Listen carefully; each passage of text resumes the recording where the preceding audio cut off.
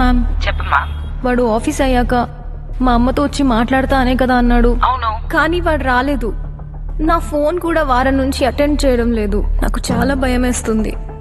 ఇది నా life ma'am. నేనంత చెప్పినా కూడా నేను అవాయిడ్ చేస్తున్నాడా? నువ్వేం భయపడకు, నీకు నేనున్నాను.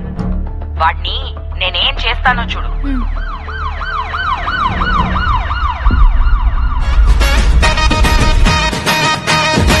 ఏమి కర్మరా ఇది, ఏమి కర్మరా, ఫుల్ నైట్ అంతా నిద్ర లేదు. ఏమరా ప్రేమించొద్దే, ప్రేమించి కలలు కట్టు ఫీల్ అయిపోతే. ప్రేమించొద్దా ప్రేమించొద్దే, ప్రేమించి కలలు కట్టు ఫీల్ అయిపోతే.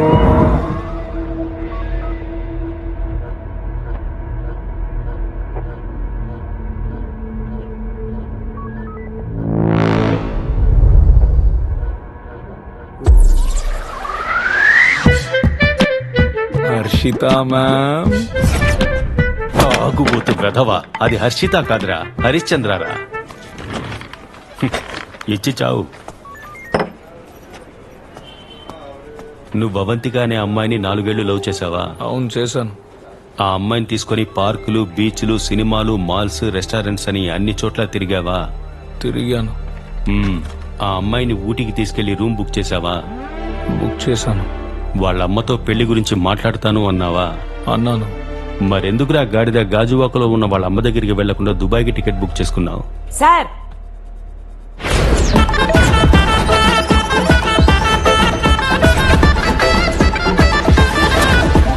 సార్, ఒక అమ్మాయిని లవ్ చేసి మోసం చేసి దేశం వదిలి ఎస్కేప్ అవ్వడానికి ట్రై చేశాడు. మీరు వాడిని చట్టీతో కూర్చోపెట్టుంటారు అనుకుంటే చైర్ లో కూర్చోపెట్టి ఎంక్వైరీ చేస్తున్నారు. ఓ, సార్కి హ్యాంగ్ ఓవర్ కి సోడా కూడా ఇచ్చారన్నమాట. ఇలాగైనా సార్ ఎంక్వైరీ చేసేది? అయితే మీరే కూర్చొని ఎంక్వైరీ చేయొచ్చుగా. సీరియస్నెస్ తెలియకుండా మాట్లాడకండి సార్. ఆ అమ్మాయి బాధతో ఏడుస్తుంటే మేమే తట్టుకోలేకపోయాం. ఆ అమ్మాయి రేపేదైనా చేసుకుంటే ఎవరు సార్ రెస్పాన్సిబుల్?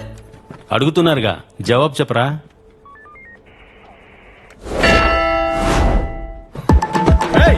వదలదు, అందరు కలిసి లాక్ చేయండి వాడిని. పారిపోతున్నాడు, పారిపోతున్నాడు, పట్టుకోండి, పట్టుకోండి. నువ్వు ఏ దేశం వెళ్ళినా వదలండి రా నిన్ను. నేను వదలను. ఆ అమ్మాయికి సమాధానం చెప్తావా చెప్పవా? చెప్తారు. ఈ రోజు తాడో పేడో తేల్చేయాల్సిందే. సార్ చూడండి సార్ ఎలా వస్తున్నాడో చూడండి sir. Thank you shoot sir. చేసి పారేస్తాను. సార్, నేను అమ్మాయిని లవ్ చేసి మోసం చేశానని కేసు పెట్టకండి. ఈ నంగనాథుల్ని కొట్టి చంపేశానని కేసు పెట్టండి. ఈ దేశంలో అమ్మాయిల కోసం పోరాడడానికి 1,00,000 సమస్యలున్నాయి. వదలండి సార్.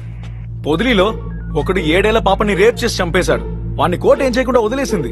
ఆ కుక్కని ఎందుకు వదిలేశారని కోర్టు ముందుకి, పోలీస్ స్టేషన్ ముందుకెళ్లి ధర్నా చేయొచ్చుగా. ఎప్పుడు చూసినా పక్కన వాళ్ళ ముక్కుల్లో ఏలు పెట్టి గెలికి అనవసరంగా రచ్చ చేయడం అలవాటైపోయింది వీళ్ళకి. ఇంత మాట్లాడుతున్నావే, అసలు నీ లవ్ లో ఏంట్రా ప్రాబ్లం? లవ్ లో ప్రాబ్లం లేదు సార్, లవ్వే పెద్ద ప్రాబ్లం.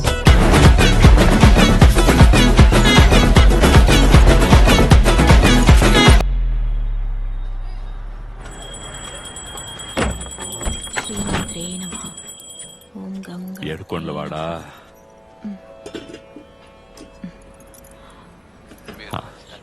కొన్నిసార్లు ఇన్వెస్ట్ చేయొచ్చు. మేము ఈ పని కొన్ని సంవత్సరాలుగా చేస్తున్నాం. ఈ మధ్య ఎందుకో కానీ తెలంగాణ కానీ ఆంధ్ర కానీ తీసుకోండి, ఇక్కడ జనాలు దీనికి కాస్త దూరంగా ఉంటుంది. ఇది మీకు ఇప్పుడు అర్థం కాదు. బాగా ఖర్చు వచ్చినప్పుడు, చేతిలో డబ్బులు లేనప్పుడు అర్థం అవుతుంది.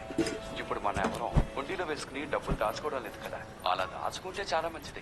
పొదుపు చేయడం చాలా మంచిది. చల్లగా ఉంటుంది, చల్లగా ఉంటుంది. కొట్టానంటే ఆశీర్వదిస్తున్నాడు. ముఖం చూడు. అందులో 30% తీసి దాచిపెట్టడం ఎంతో ఉత్తమం. అందుకే ఇదిగోరా లంచ్ బ్యాగ్. సరేనన్న. తర్వాత బాబు, నువ్వు ఇచ్చిన జీతం డబ్బుల్లో ఇంటి అద్దె, కరెంటు బిల్లు, కిరాణా సామాన్లు, ఈ ఖర్చులన్నీ పోగా మిగిలింది. ఇవన్నీ నాకెందుకు చెప్తున్నావు నాన్న? లేదు బాబు, అవన్నీ పోగా మిగిలింది 2,000 చిల్లర ఉంది. నీకేమైనా పనికొస్తాయేమోనని. వద్దు నాన్న, కవిత ఏదో బుక్స్ కొనాలని చెప్పింది, తనకిచ్చేయండి. ఒరే రఘు, డి బ్లాక్ లో పుష్ప బొమ్మ చనిపోయింది. వెళ్ళేటప్పుడు చూసి వెళ్తావా? నాకు పనుంది. అవును, ఆఫీస్ కి వెళ్లే ముందు చావింటికి వెళ్ళాలి. మంచిదానివే. నాకు ఆఫీస్ లో ఒక ముఖ్యమైన మీటింగ్ ఉంది, నేను బయలుదేరుతాను. ముందు తినేసి వెళ్ళరా. తినకుండా వెళ్తున్నా ఆఫీస్ లో ఇదేనా తీసుకెళ్ళి. సరేనా? వస్తానా? జాగ్రత్తగా వస్తానమ్మా.